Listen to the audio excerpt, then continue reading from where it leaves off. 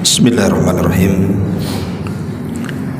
Assalamualaikum warahmatullahi wabarakatuh. Waalaikumsalam.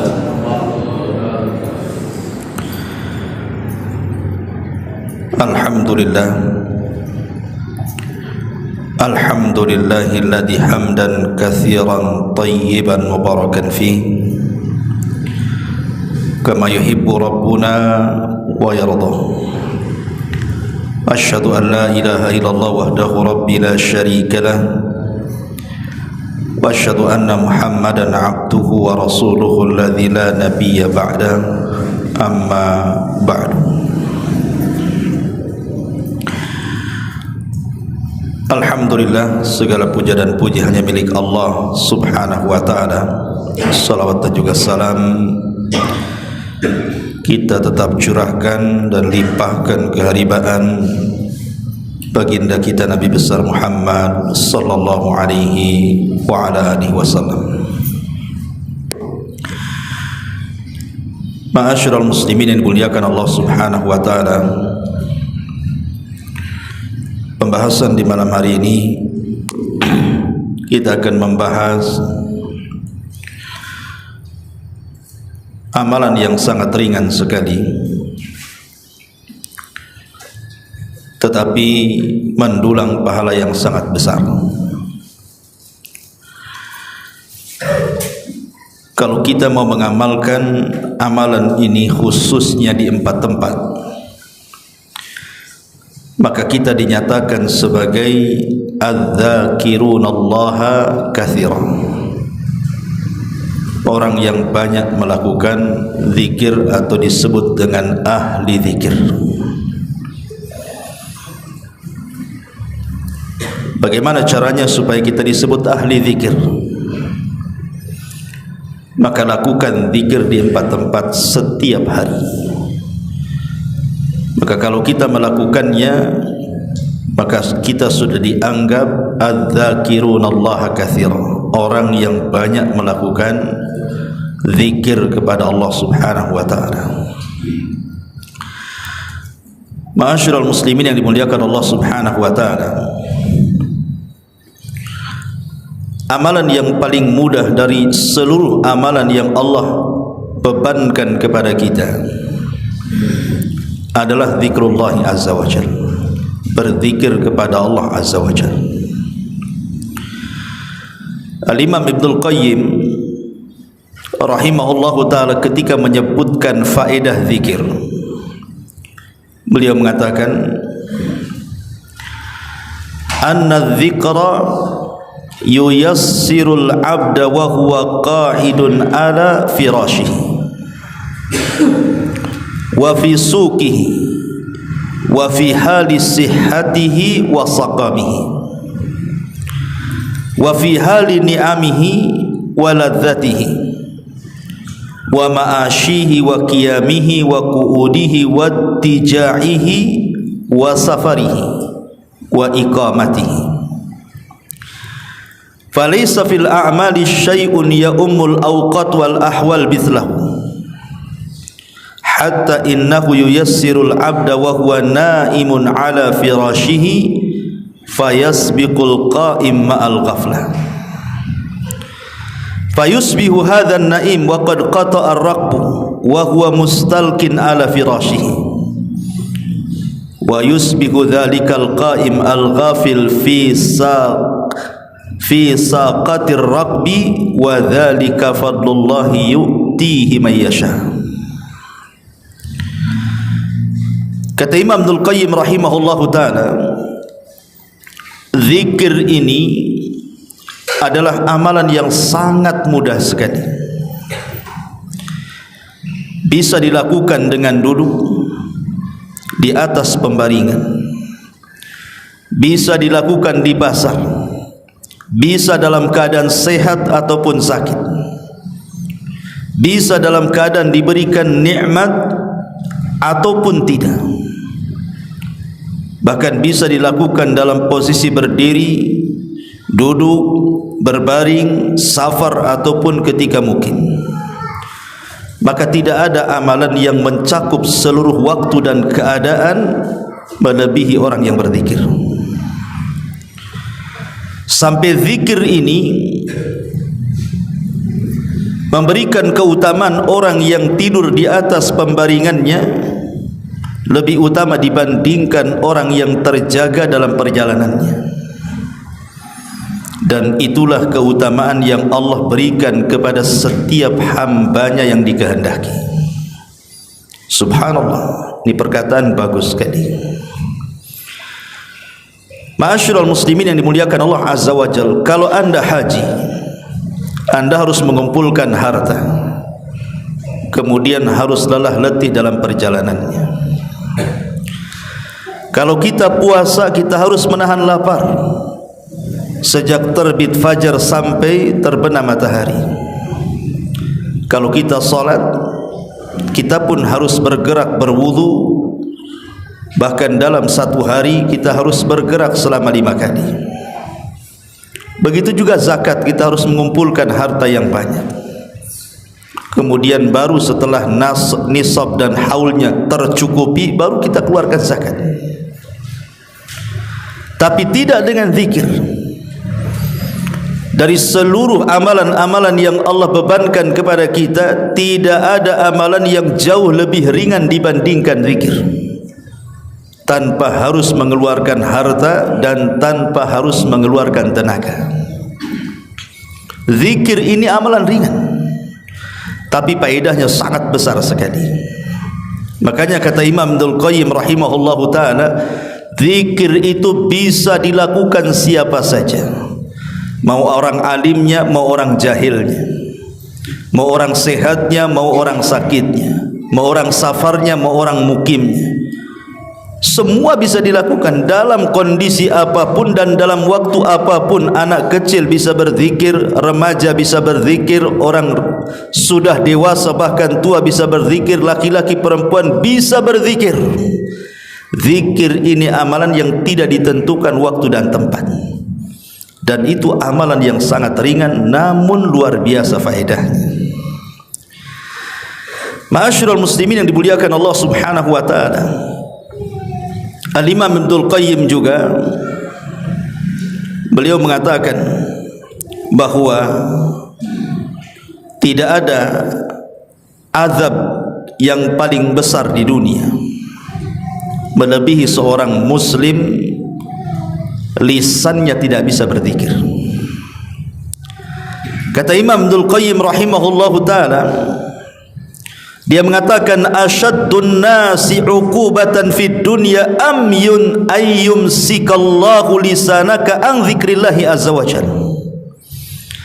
Manusia yang paling berat ujiannya, yang paling berat siksanya di dunia adalah ketika Allah Subhanahu wa taala ketika Allah Subhanahu wa taala tidak bisa menggerakkan hamba ini lisannya untuk berzikir kepada Allah azza wajalla.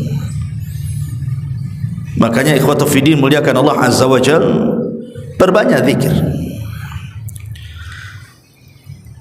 Dan kita bisa menjadi ahli zikir dengan sangat mudah.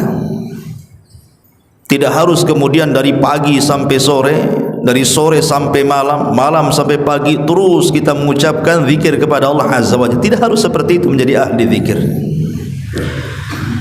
Tapi kalau kita ingin menjadi ahli zikir, maka lakukan zikir di 4 tempat ini dan jangan ditinggalkan. Ma'asyiral muslimin yang dimuliakan Allah azza wa jalla, Abdullah ibn Abbas radhiyallahu anhuma mengatakan,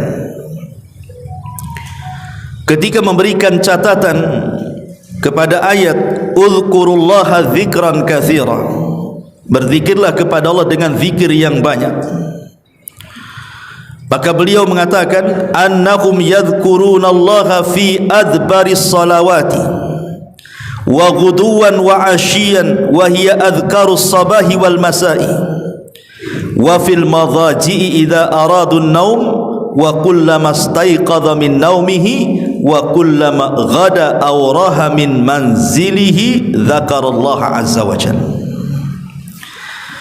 Kata Imam Ibnul Qayyim rahimahullahu ta'ala, kalau kita ingin disebut ahli zikir, maka cukup anda berzikir di 4 tempat.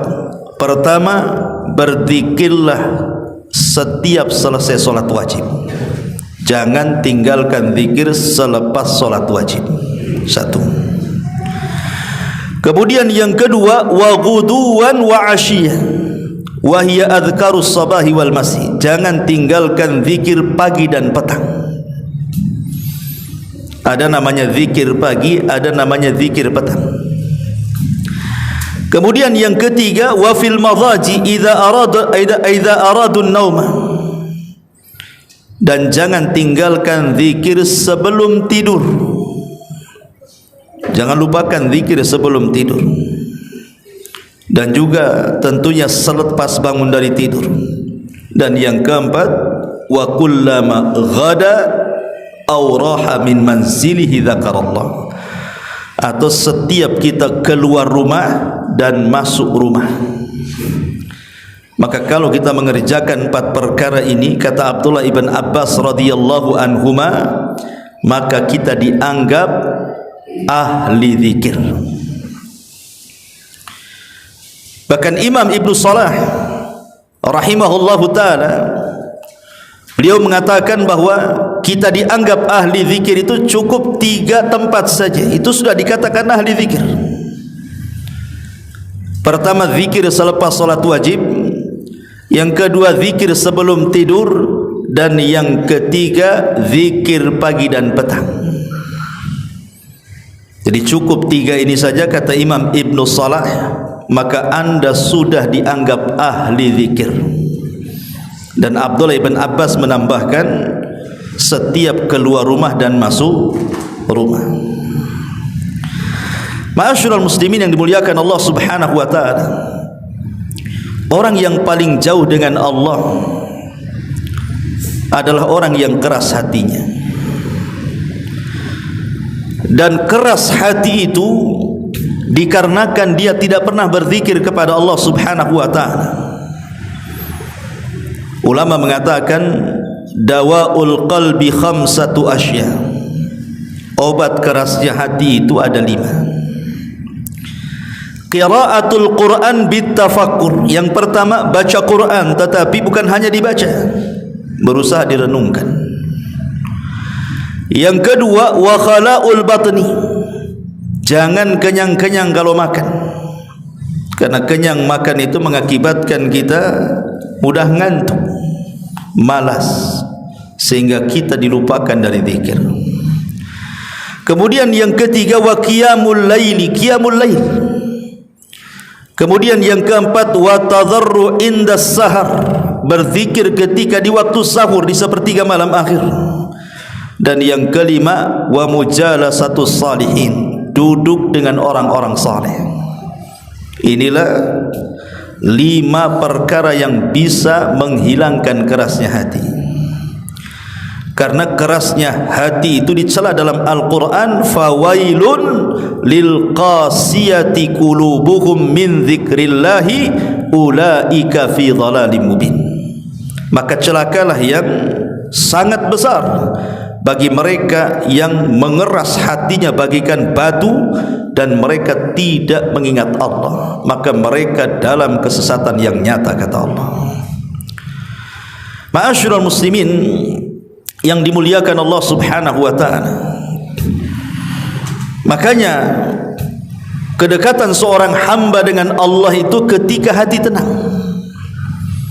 Ala bi dzikrillahi tatmainnul qulub. Ingatlah, dengan zikir itulah yang menjadi menenangkan hati kita, ikhwan.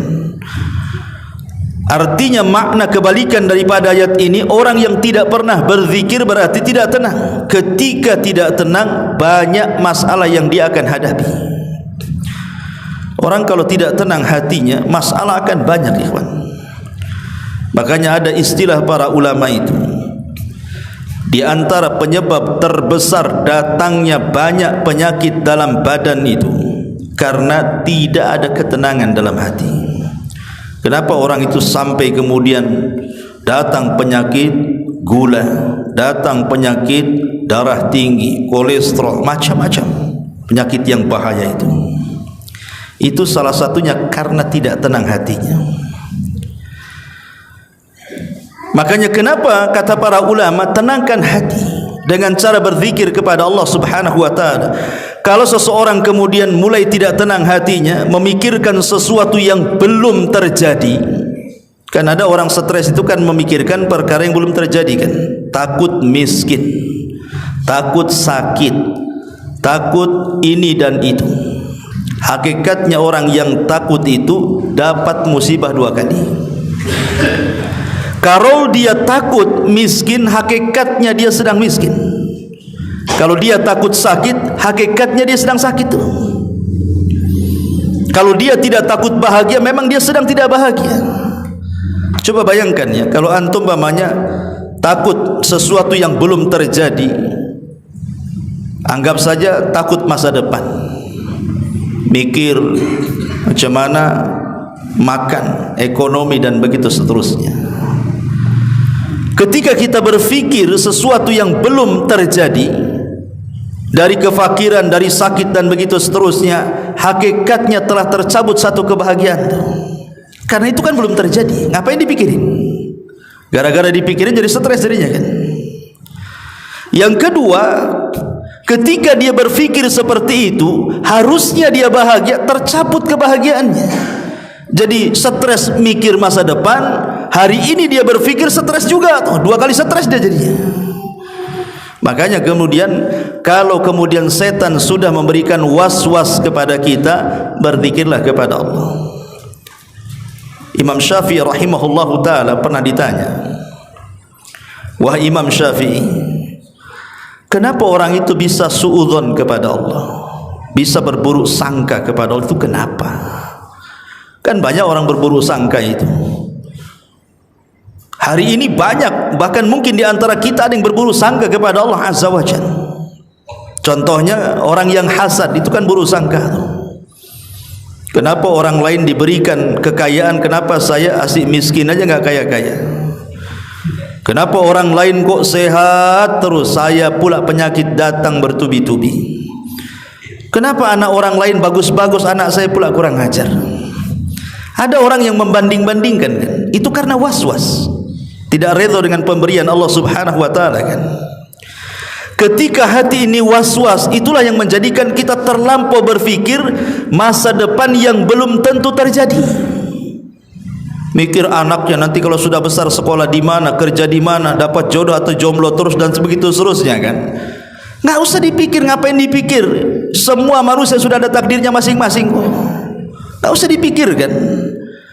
Makanya kalau datang was-was seperti ini, karena inilah was-was yang menjadikan kita ini suudzon kepada Allah. Kalau datang was-was kepada kita, berzikir kepada Allah Subhanahu wa taala.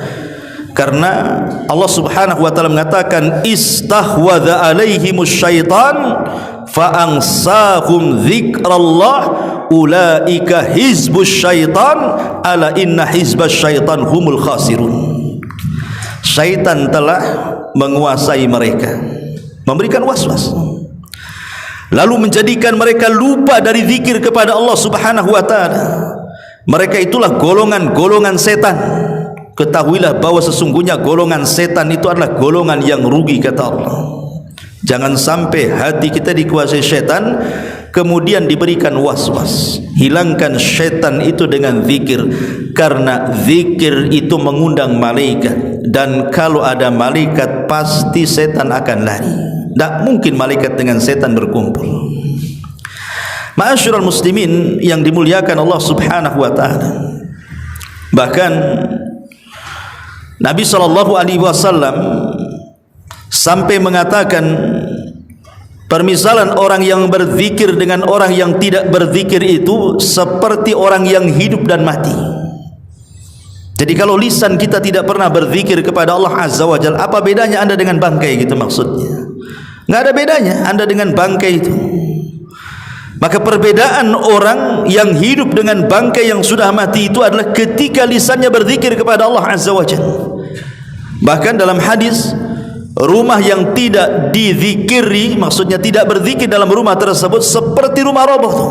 Walaupun rumah itu semegah-megahnya sekalipun, Rasul mengatakan itu seperti rumah roboh tuh, kosong, gak ada penghuninya, seperti rumah tua, rumah besetan, berhantu. Ma'asyiral muslimin yang dimuliakan Allah Azza wa Jalla. sedikit saya akan menjelaskan beberapa keutamaan zikir lalu masuk ke pembahasan. Nabi SAW bersabda, "Idza marartum bi riyadil jannati fartau." Kalau kalian lewat di satu taman dari taman-taman sorga, singgah di situ. Di dunia, ikhwan, terkadang beberapa negara mereka menciptakan taman-taman indah supaya orang datang dari mana-mana kan, wisata-wisata itu datang. Oh, di sana, jangankan lagi di mancanegara, di negara kita saja, di daerah-daerah itu kan biasanya ada tempat rekreasi dengan pemandangan yang indah, dengan taman yang indah. Terkadang kita harus mengumpulkan uang tuh. Tahun ini kita harus ke sana tuh. Tahun ini harus ke curug sana, curug sini. Tahun ini harus ke mana tuh? Pancuran. Ya, tahun ini harus ke Jabal Uhud. Di situ ada apa tuh? Telaga Biru. Sana nggak perlu modal, jalan kaki. Tapi maksudnya terkadang ada orang itu ngumpulin duit, lo bayangkan, hanya untuk memanjakan pandangan kita, memandang pemandangan yang indah kan. Tetapi ma'asyiral muslimin, pemandangan-pemandangan di dunia, taman-taman di dunia itu tidak seindah taman surga. Tidak seindah taman surga, enggak ada apa-apanya. Tetapi hari-hari kita ini disodorkan taman-taman surga. Di mana-mana, alhamdulillah, di Batam ini banyak taman-taman surga. Kata Nabi sallallahu alaihi wasallam, "Idza marartum bi riyadil jannati farta'u." Kalau kalian lewat di taman-taman surga, singgahlah kau di situ, duduk-duduklah di situ, nikmati kau di situ.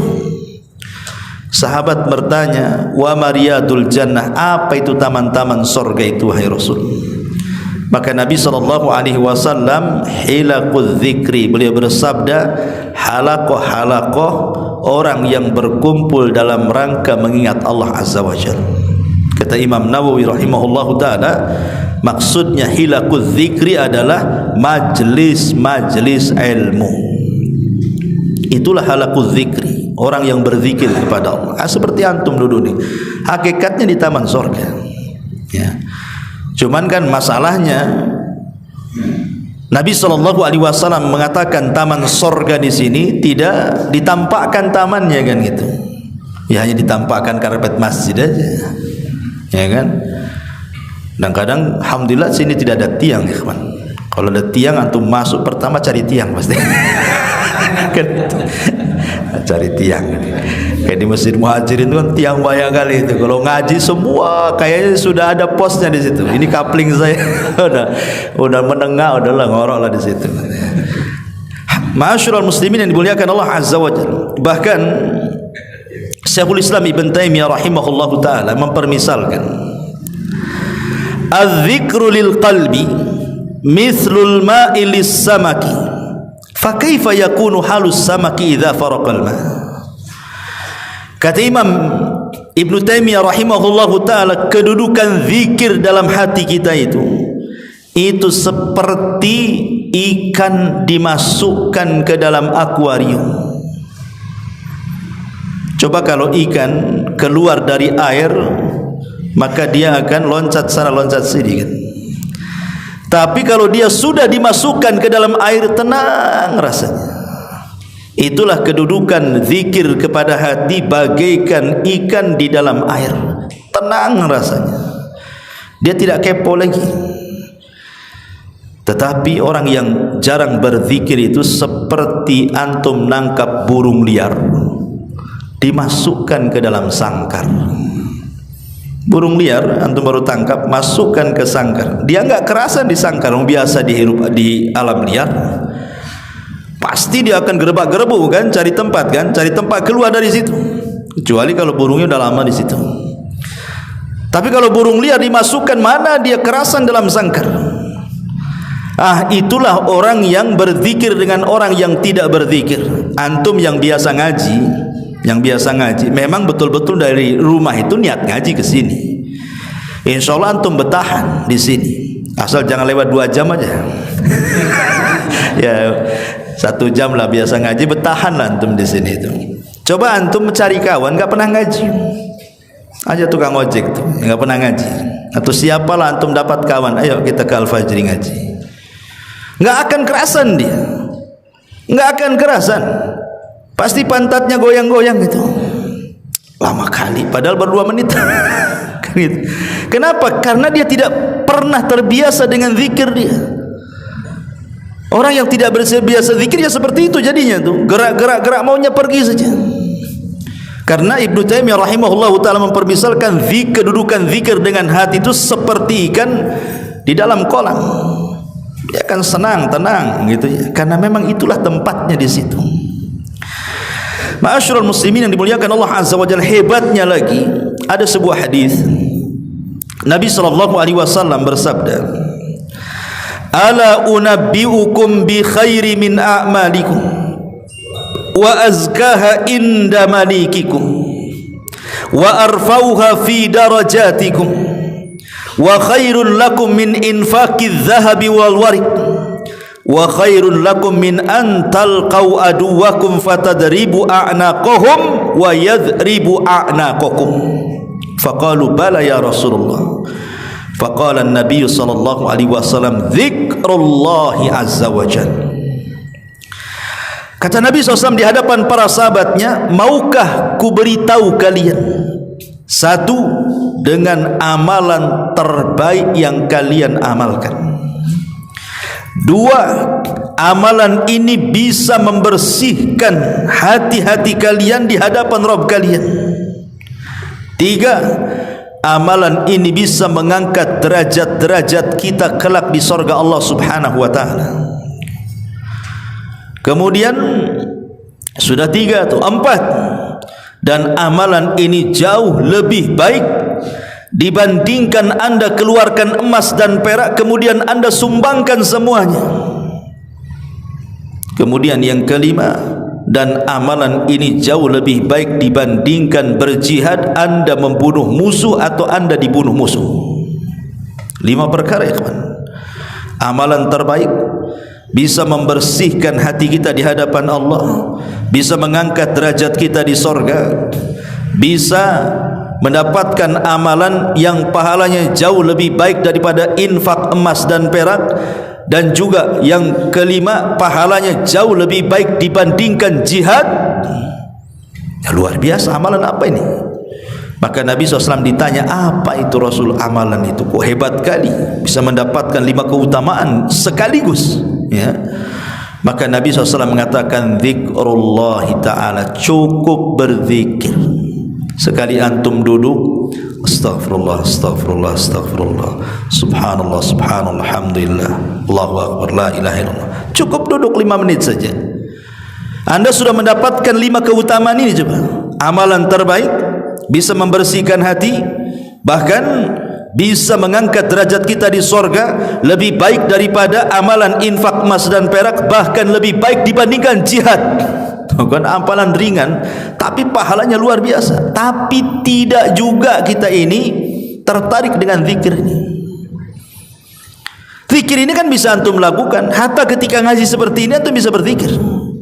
Antum pulang dari sini di jalan dalam motor itu juga bisa zikir. Ibu-ibu ketika jalan ke pasar, ketika di pasar, ketika memasak, ketika menyusui, ketika tidur, semua bisa dilakukan kan? Tapi itulah kadang-kadang syaitan tidak suka orang yang lisannya berzikir kepada Allah, maka disibukkan dengan perkara-perkara syahwat dan syubhat. Disibukkan dengan handphone itu. Hari ini kan zikirnya zikir handphone. Duduk nengok YouTube kan. Nanti selesai ganti YouTube lain lagi, ganti YouTube lain. Apalagi yang para main TikTok pula kan itu. Main TikTok kawan kan. Sekarang kan musim tuh main TikTok, Instagram apalah kan. Satu hari dia pegang handphone. Allah tidak ingat nggak ada masalah, tapi handphone jangan sampai tidak ingat kan di sekarang ini. Coba bayangkan kalau seandainya nih handphone lupa di rumah, wah dah macam-macam pikiran kita itu. Balik kita ngambil handphone. Tapi kita lupa berzikir kepada Allah Subhanahu wa taala, enggak peduli. Pada Allah Subhanahu wa taala dengan sangat tegas dalam Al-Qur'an itu.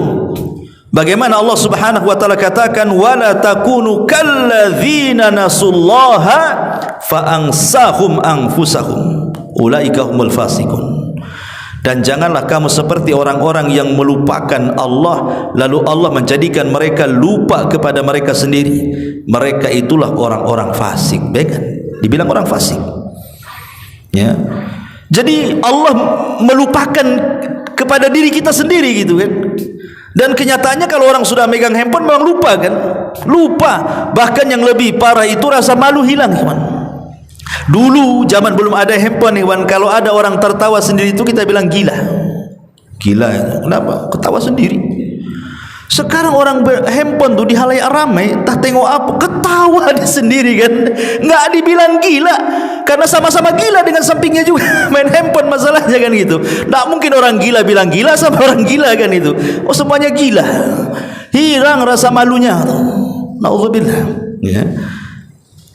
Bahkan saya lihat tuh pernah lewat ya di gang itu, di perumahan, ada perempuan, ya, dia joget-joget, nggak ada musik, apa, joget aja.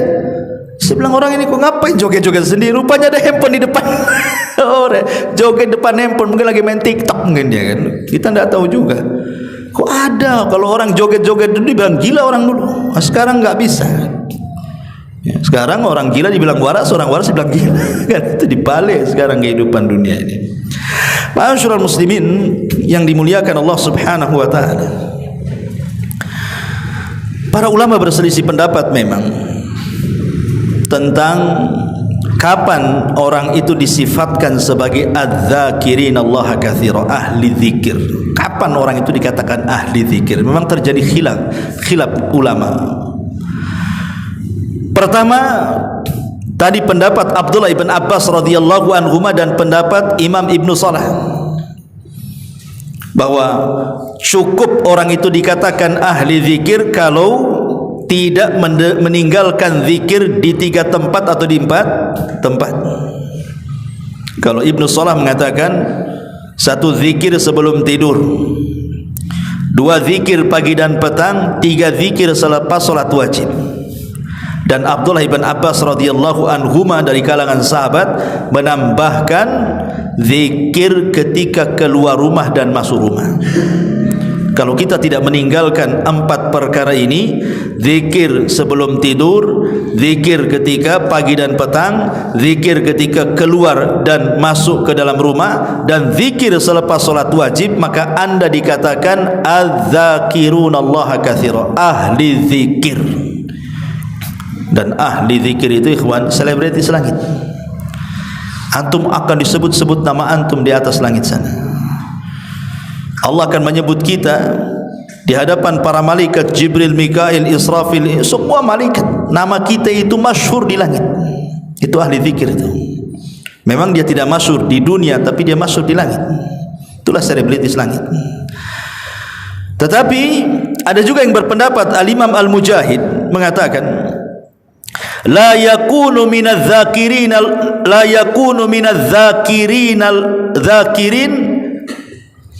wadz-dzakirat hatta yadhkurallaha qa'iman wa qa'idan wa muttaji'an. Kata Imam Mujahid, tidaklah seseorang dikatakan ahli zikir, baik laki-laki atau perempuan, kecuali dia terus berzikir baik dalam posisi berdiri, baik dalam posisi duduk, baik dalam posisi berbaring. Pokoknya zikir terus, ya. Kemudian Imam Atta lain lagi berpendapat. Dia mengatakan, man shalla salawatil khams fi huquqiha fa huwa dakhilun fi qaulihi ta'ala wadz-dzakirina Allah katsira wadz-dzakirina Allah katsira wadz-dzakirat. Siapa yang melaksanakan solat 5 waktu tetapi antum mendatangkan semua kewajibannya, syarat-syaratnya, rukun-rukunnya, wajib-wajibnya, sunnah-sunnahnya lengkap antum ketika solat 5 waktu itu, maka antum masuk sebagai ahli zikir. Ini kata Imam Atta. Kemudian juga Al-Imam Ibnu Al-Qayyim rahimahullahu ta'ala, beliau mengatakan, man hafadha ala al-adhkari al-muwazzafati fil yawmi wa lailati fi mawaqi'iha kana minadz-dzakirin Allah katsira. Barang siapa yang menjaga zikir dalam setiap harinya, siang dan malamnya, pada tempat-tempat yang sudah dianjurkan dalam syariat, maka dia dianggap ahli zikir. Contohnya umpamanya antum bangun tidur, sebelum tidur antum zikir, bangun tidur antum zikir. Kemudian ketika hendak makan antum berzikir, selepas makan antum berzikir, masuk WC antum berzikir, keluar WC antum berzikir, pakai pakaian antum berzikir, masuk pasar antum berzikir. Pokoknya tempat-tempat yang diharuskan berzikir kita berzikir. Kata Imam Ibnul Qayyim, barulah kita dianggap ahli zikir. Dan Syekh bin Baz rahimahullahu taala pernah ditanya, kapan orang itu dikatakan ahli zikir? Maka ajab, dia menjawab, idza hafadha ala ta'atillahi wa rasulih wa taraka ma harramallahu wa rasuluh. Apabila dia menjaga ketaatan kepada Allah dan Rasulnya dan meninggalkan yang diharamkan Allah dan Rasulnya, maka dia dianggap ahli zikir. Jadi Syekh bin Baz beliau berfatwa seperti itu. Tapi ma'asyiral muslimin yang dimuliakan Allah Subhanahu wa taala, kita memilih pendapat yang pertama kan itu ya. Kalau kita ingin dianggap ahli zikir, maka ambillah fatwa daripada Abdullah bin Abbas atau Imam Ibnu Salah rahimahullahu taala. Cukup ini saja. Kalau kita mau lakukan di 4 tempat ini, kita sudah dianggap ahli zikir sebenarnya.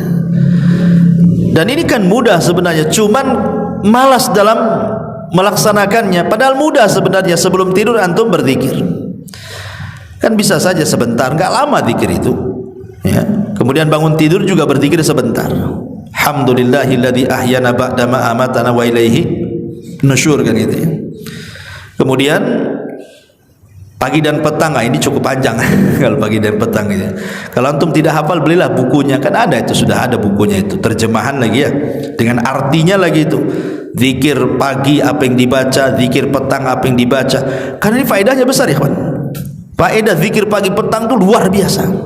Ya, nanti saya jelaskan ya. Kemudian juga zikir selepas sholat. Kadang-kadang saya ini aneh juga, kadang sebagian ikhwan itu saya perhatikan ya. Ya, di Al-Fajri nggak ada. Ada juga 1-2.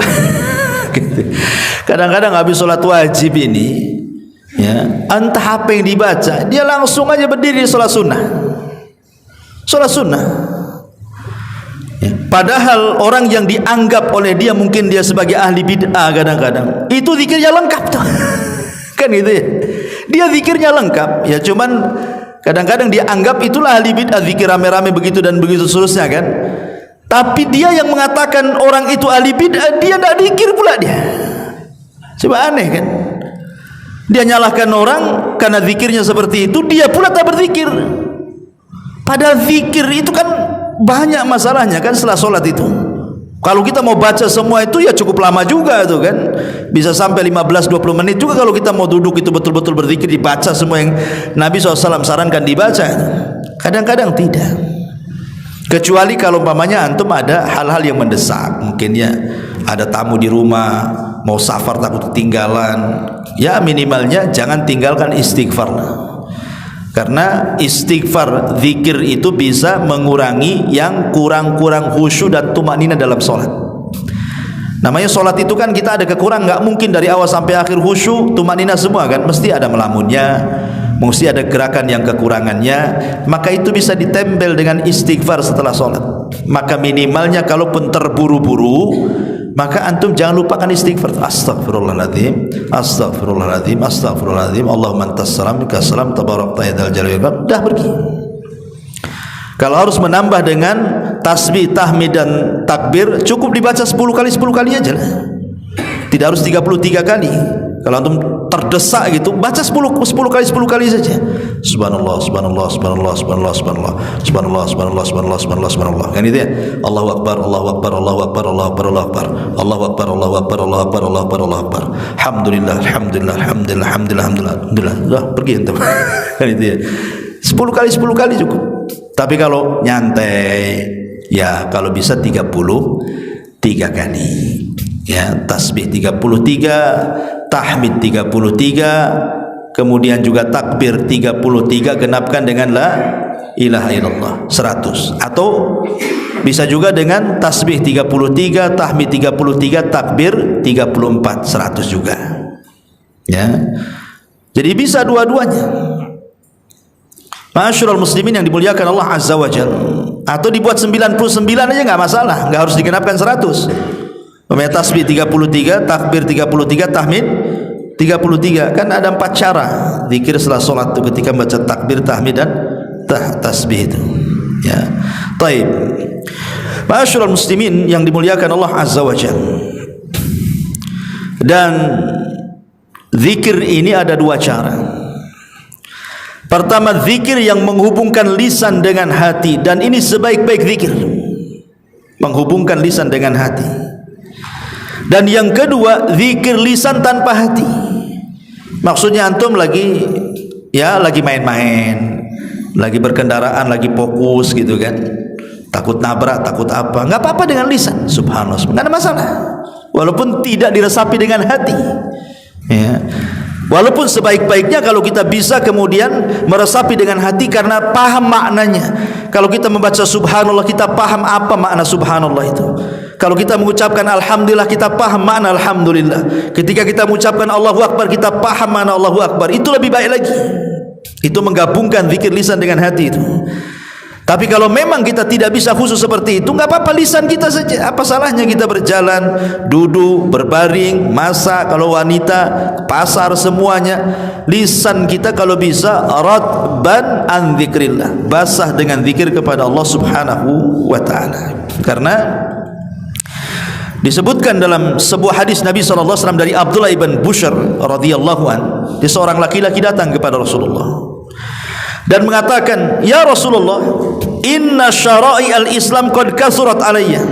Rasul, syariat-syariat Islam yang kau tugaskan kepadaku sudah banyak dan aku bisa melakukan semuanya. Fa akhbirni bi syai'in atashabbathu fihi. Habarkan kepadaku amalan yang terus-menerus tidak ada hentinya. Maka Nabi SAW mengatakan, la yazalu lisanuka ratban min dzikrillah. Kalau begitu jadikan lisanmu terus basah dengan zikir kepada Allah Azza wa Jalla. Itu amalan yang tidak ada jedanya enggak ada tuh. Kalau salat kan nunggu waktu. Ya, nunggu waktu zuhur ke asar, asar ke maghrib. Ini enggak, kalau ingin terus-terusan di ibadah, ya zikir aja lah tuh. Itu enggak ada waktu yang menentukan dia. Karena zikir tidak terbatas waktu dan tidak terbatas tempat. Ma'asyiral muslimin yang dimuliakan Allah Subhanahu wa taala. Adapun ancaman orang yang malas berzikir, disebutkan dalam sebuah ayat, tepatnya dalam surah Az-Zukhruf ayat 36 37. Wa man ya'shu an dzikrir rahmani nuqayyid lahu syaitanan fahuwa lahu qarin. Barang siapa yang berpaling dari mengingat Rabbnya, mengingat zat yang maha pemurah Allah Subhanahu wa ta'ala, maka kami akan berikan setan yang akan menyesatkannya. Maka setan itulah yang akan menjadi teman selama dia melakukan perjalanannya. Artinya akan terus menyertainya. Setan tidak akan lepas dari dia. Itulah orang yang tidak pernah berzikir, berarti dia menjadi temannya setan. Kemana-mana setan sama dia. Ya, cuman kan nggak nampak saja. Kalau nampak tuh pergilah kan itu ya. Nah, setan nggak nampak. Kalau ditampakkan itu antum sedang berkawan dengan setan tuh sebenarnya. Nah, itulah orang yang jauh dari zikir kepada Allah Azza wa Jalla. Bahkan yang lebih parah, Allah akan melupakan dia. Tadi sudah saya katakan, wala takunu kalladzina nasullaha fa ansahum anfusahum. Janganlah kamu seperti orang-orang yang lupa dengan Allah, lalu Allah menjadikan lupa kepada mereka sendiri. Allah lupa dengan kita, dan bahaya kalau lupa dengan kita, ya.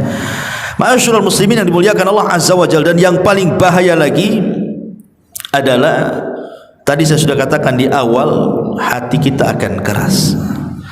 Hati kita akan keras sekeras-kerasnya, dan kalau sudah keras tidak ada ketenangan dalam hidup. Taib, sedikit kita akan bicara soal Apa sih faedah zikir itu? Kenapa zikir ini teramat sangat istimewa? Apa faedahnya sebenarnya? Ma'asyiral muslimin yang dimuliakan Allah Azza wa Jalla, saya tidak menyebutkan nomornya, angka, karena banyak. Kita akan sebutkan begitu saja. Pertama, yatrud asy-syaitan, bisa mengusir setan. Zikir itu bisa mengusir setan. Kemudian juga zikir itu bisa mendapatkan keridhaan Ar-Rahman, Allah Subhanahu wa taala. Jadi Allah akan memberikan keridhaannya kepada kita. Dan kalau Allah sudah redha kepada kita, ikhwan, selesai urusan. Kalau Allah sudah redha dengan kita, pasti sesuatu yang kita minta pasti Allah kasih. Orang kalau sudah cinta dengan kita, ikhwan, apapun yang kita minta pasti dikasih. Walillahil matsalul a'la. Kemudian juga zikir bisa yuzilul ham wal gham anil qalbi, bisa menghilangkan stres, bingung, kesulitan dunia bisa hilang dengan zikir. Makanya ada hadis Nabi mengatakan apa?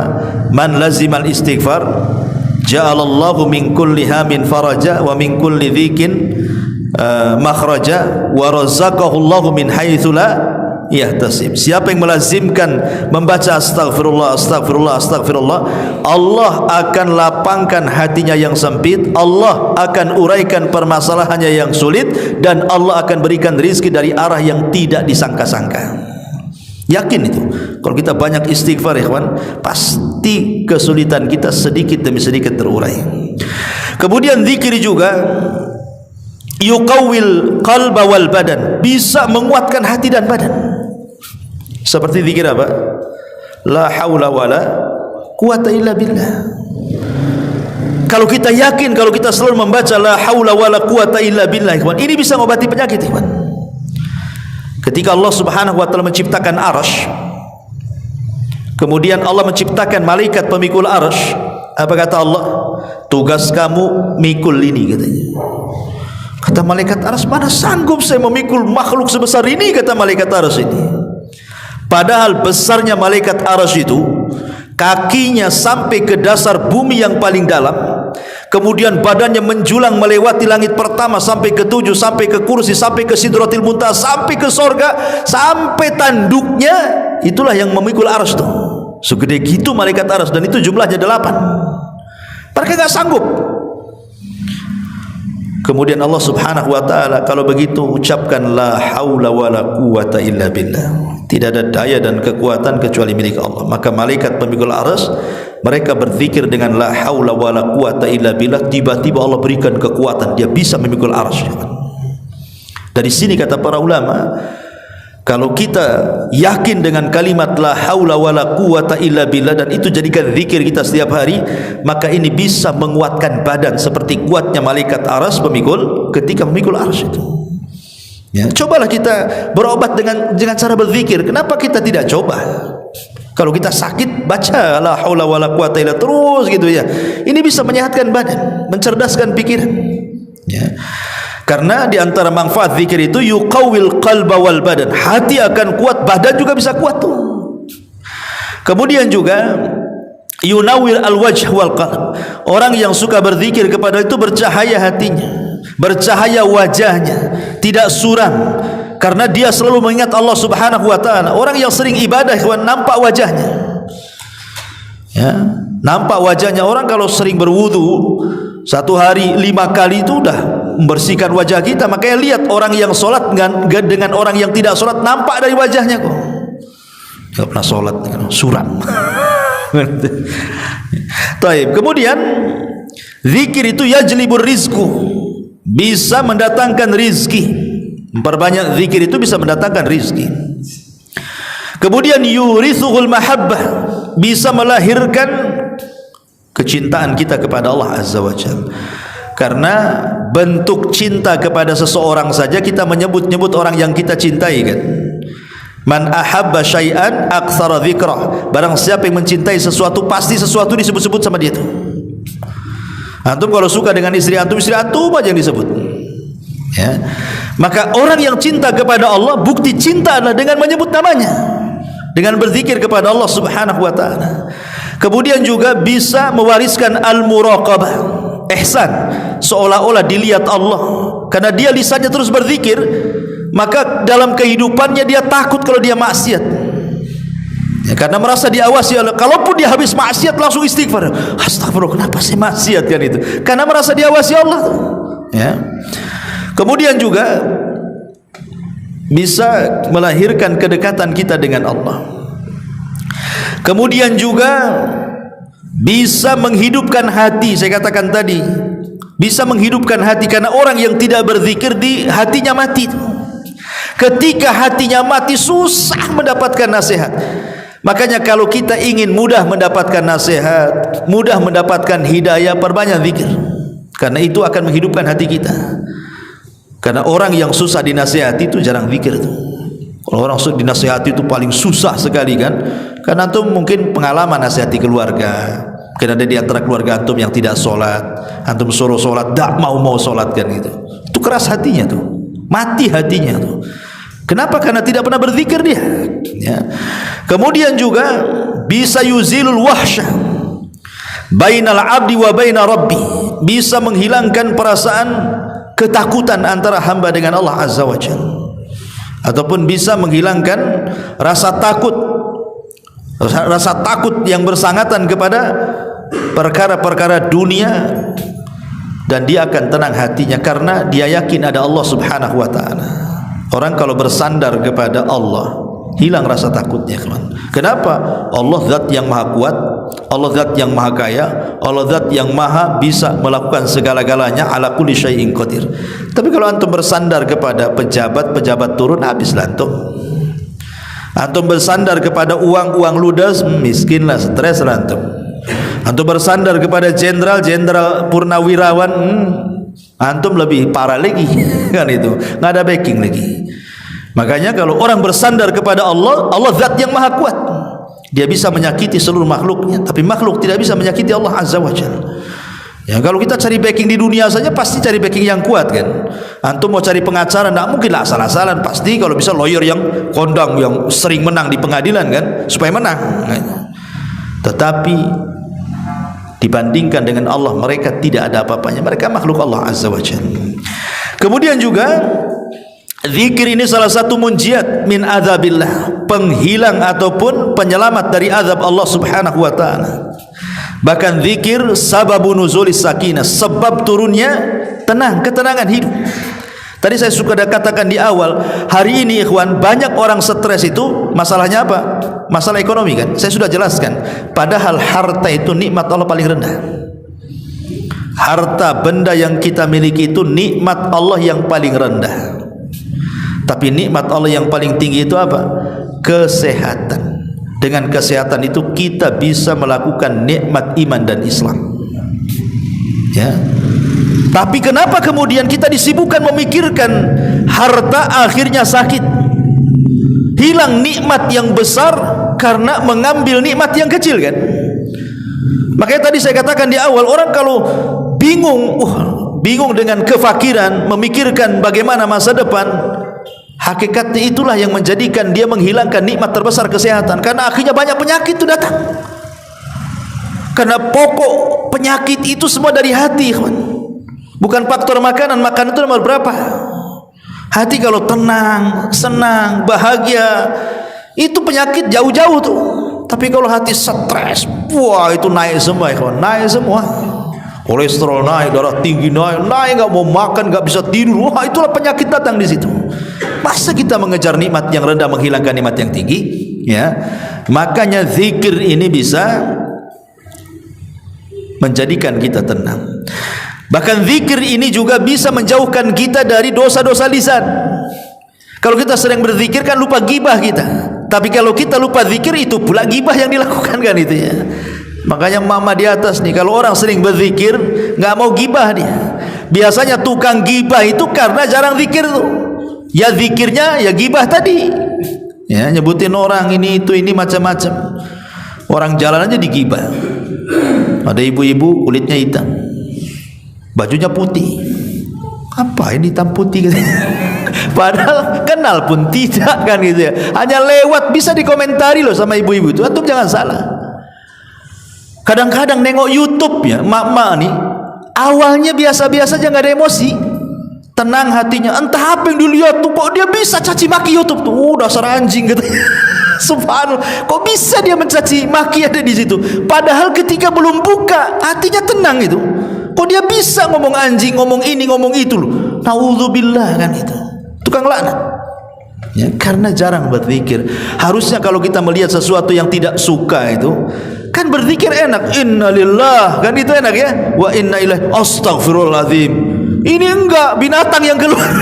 Kan itu. Kan enak kalau zikir itu. Oh, ketika melihat pemandangan, subhanallah, kan enak tuh. Ketika melihat orang jahat, wah, astagfirullahaladzim.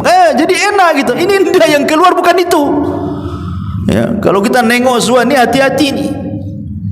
Yang tadinya nggak punya dosa, gara-gara itu punya dosa jadinya. Tapi orang yang berzikir kepada Allah pasti akan dilupakan dari ghibah, namimah, dusta dan begitu seterusnya. Dan di antara faedah zikir juga ikhwan, kita ini sedang bermajlis di majlisnya para malaikat. Seperti kita sekarang ini kan majlis malaikat, ikhwan. Malaikat datang, di atas kepala antum ada malaikat, antum nggak nengok saja, sampai ke langit malaikatnya itu. Kemudian yang paling di atas itu ditanya sama Allah tuh, ngapain kau di sini, bahasa saya tuh. Begini hamba, di bawah ada hambamu yang sedang berzikir kepadamu. Kata Allah, apa yang mereka minta? Mereka minta sorga. Maka Allah mengatakan, ku kabulkan permintaannya. Makanya Rasul mengatakan, man salaka tariqan yaltamisu fihi ilman, sahalallahu bihi tariqan ilal jannah. Siapa yang melangkahkan kaki belajar agama, berarti sudah memudahkan langkahnya ke sorga. Termasuk juga orang yang berzikir ini, ma'asyiral muslimin yang dimuliakan Allah subhanahu wa ta'ala, anna fi qalbi khullatun wa wafaqatun la yasudduha syai'ul batta illa dzikrullah. Dalam hati seseorang itu terkadang ada hal-hal yang mengganjal dan tidak bisa dibuka pintu ganjalan kecuali dengan zikir. Kadang dalam hari-hari tertentu antum dapat masalah kan, rasanya nggak bisa keluar dari masalah. Stres kan nih, nggak bisa, kayaknya kiamat nih, kiamat besar nih kayaknya. Ada waktu-waktunya antum akan mengalami itu, di mana antum akan mengalami masalah yang nggak bisa keluar dari situ. Kayaknya susah untuk menenangkan hati itu. Maka kata para ulama, tidak ada pintu untuk keluar kecuali zikir. Kalau antum mengalami masalah hebat, nggak bisa keluar dari situ kayak kiamat, perbanyak zikir saja. Ya, nanti lama-lama tenang terurai, nanti akan jernih pikirannya. Ma'asyiral muslimin yang dimuliakan Allah subhanahu wa ta'ala, termasuk juga zikir ini ra'sus syukri. Orang yang banyak berzikir hakikatnya dia telah melakukan inti daripada syukur. Inti daripada syukur adalah zikir kepada Allah. Kenapa? Karena fama syakarallaha ma lam yadhkuruhu. Anna dzikra ra'sus syukri. Fama syakarallaha ma lam yadhkuruhu. Orang yang tidak pernah bersyukur kepada Allah, hakikatnya dia tidak pernah berzikir. Karena di antara zikir itu ucapan alhamdulillah, dan itu bentuk syukur kan. Berarti orang kalau tidak pernah mengucapkan alhamdulillah, selamanya tidak bersyukur dia.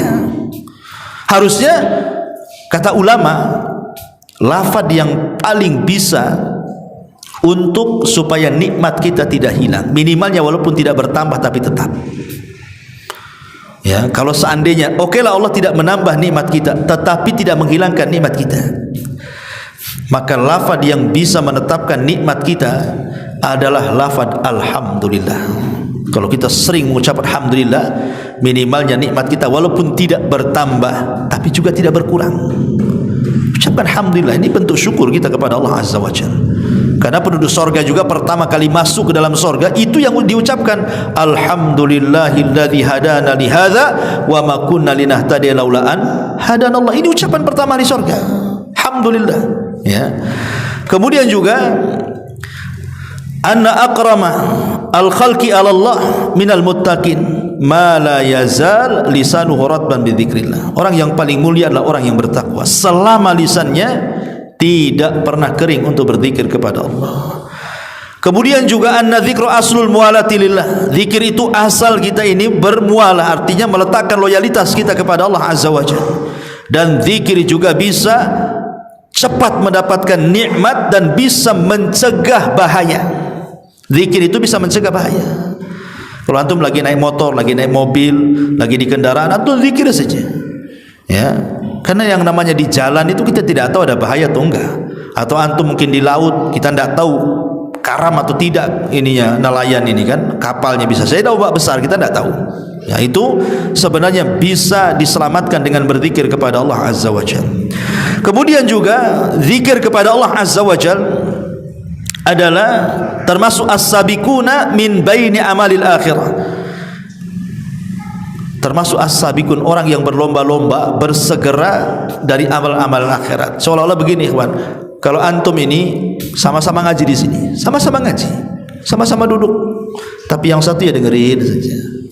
Ya, tapi yang satu kadang-kadang dia selingi dengan zikir ketika mungkin ustadznya minum, astagfirullah, alhamdulillah.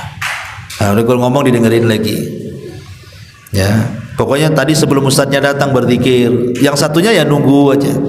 Maka orang yang talabul ilmi dengan berzikir masuk surga duluan tuh.